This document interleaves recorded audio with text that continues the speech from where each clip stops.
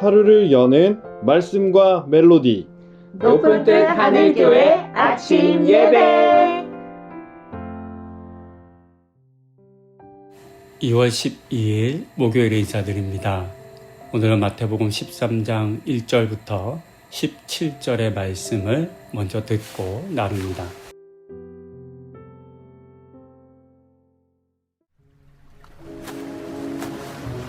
그날 예수께서 집에서 나가사 바닷가에 앉으시매 큰 무리가 그에게로 모여들거늘 예수께서 배에 올라가 앉으시고 온 무리는 해변에 서 있더니 예수께서 비유로 여러 가지를 그들에게 말씀하여 이르시되 씨를 뿌리는 자가 뿌리러 나가서 뿌릴새 더러는 길가에 떨어짐에 새들이 와서 먹어버렸고 더러는 흙이 얕은 돌밭에 떨어짐에 흙이 깊지 아니하므로 곧 싹이 나오나 해가 돋은 후에 타서 뿌리가 없으므로 말랐고 더러는 가시떨기 위에 떨어짐에 가시가 자라서 기운을 막았고 더러는 좋은 땅에 떨어짐에 어떤 것은 100배 어떤 것은 60배 어떤 것은 30배의 결실을 하였느니라.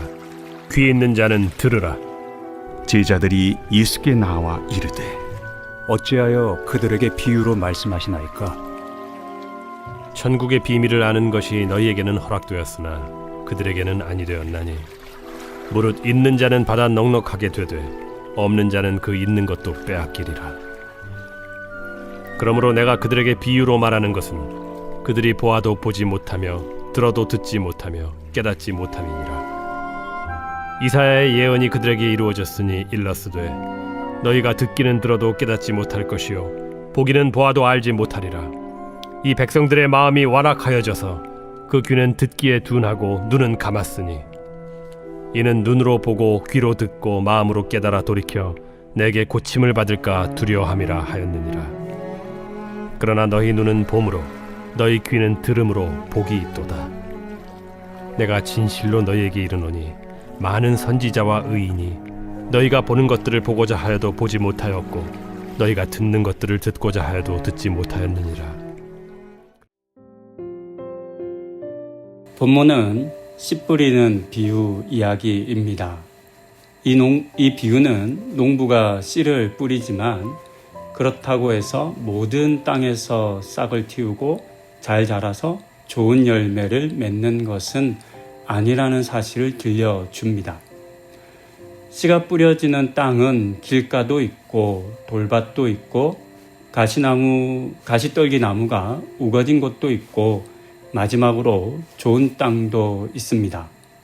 씨는 같지만 씨를 받은 땅이 달랐는데 이 다름이 다른 결과를 가져오게 된다는 것을 이 비유를 통해서 우리는 알 수 있습니다.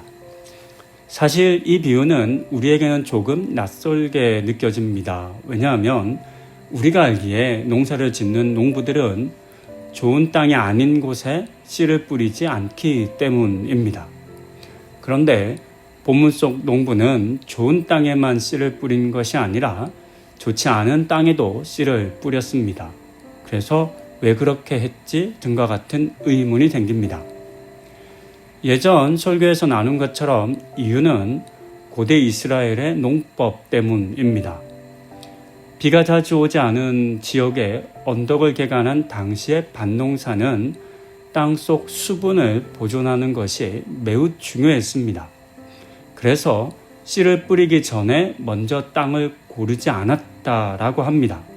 그렇게 땅을 먼저 고르게 되면 그나마 땅 속에 있던 수분도 다 증발해 버리기 때문입니다. 그래서 당시에는 먼저 씨를 딱딱히 굳은 땅 위에 뿌린 다음에 그 땅을 뒤집어 엎는 방식으로 농사를 지었다고 합니다. 이렇게 하면 한 번만 땅을 고를 수 있었기 때문에 수분 증발을 최소화할 수 있었던 것입니다. 물론 오늘날에는 이렇게 농사하지 않습니다. 이와 같은 당시의 농사법을 알아야 좋지 않은 땅에도 씨를 뿌린 이유를 우리는 오해하지 않을 수 있습니다. 그리고 이 비유는 하나님의 말씀이 사람들에게 들려지는 것을 상징하는 말씀이기도 합니다. 그 내용은 뒤에 이어지는 18절 이후에 더 자세히 기록되어 있습니다. 예수님께서 들려주신 것처럼 하나님의 말씀이 다양한 방식으로 우리에게 뿌려졌습니다. 성경을 통해서, 설교를 통해서, 지체들과의 나눔을 통해서, 때로는 환상과 하나님의 음성을 듣는 등 다양한 방법으로 하나님의 말씀과 가르침이 우리에게 뿌려집니다. 하지만 비유에서 본 것처럼 같은 말씀을 읽고 같은 설교를 듣고 같은 나눔을 했어도 맺는 열매는 다 다릅니다. 이유는 말씀의 씨를 받은 우리의 상태나 모습과 같은 땅의 모습도 다르고 또 땅의 준비도 다르기 때문입니다. 잘 준비한 땅은 좋은 열매를 맺었고 그렇지 못한 땅은 자라지도 못하고 열매를 맺지도 못했던 것처럼 우리의 마음과 우리의 삶에서도 동일하게 그와 같은 일들이 일어난 것입니다. 그런 점에서 이 비유는 우리가 좋은 열매를 맺기 원한다면 먼저 자신이라고 하는 땅의 상태가 어떠한지를 살펴야 한다는 사실을 강조합니다. 그리고 자신의 땅을 기경하는 노력이 필요하다라고 하는 매우 중요한 결론으로 우리를 이끌어갑니다. 생각해보면 우리가 하나님의 말씀을 읽고 들을 때 내 마음이라는 밭이 어떠한지를 잘 살피지는 않는 것 같습니다. 세상에 대한 욕심이 넘치거나 염려에 사로잡혀 있거나 이런저런 일로 분주한 상태로 말씀을 받을 때가 참 많았습니다. 그랬기 때문에 우리 삶에 좋은 열매가 맺히지 않은 것이다 라는 생각이 듭니다. 본문의 비유가 들려주는 것처럼 밭이 좋지 못하면 아무리 많은 말씀을 듣고 또 읽어도 소용없기 때문입니다. 그러니 말씀을 많이 듣고 읽는 것에만 노력할 것이 아니라 먼저 자신을 돌아보는 우리가 되어야 하겠습니다. 많은 하나님의 말씀을 욕심내기 전에 먼저 나라고 하는 밭이 어떤 밭인지를 살피고 기경하는 우리가 되어야 하겠습니다.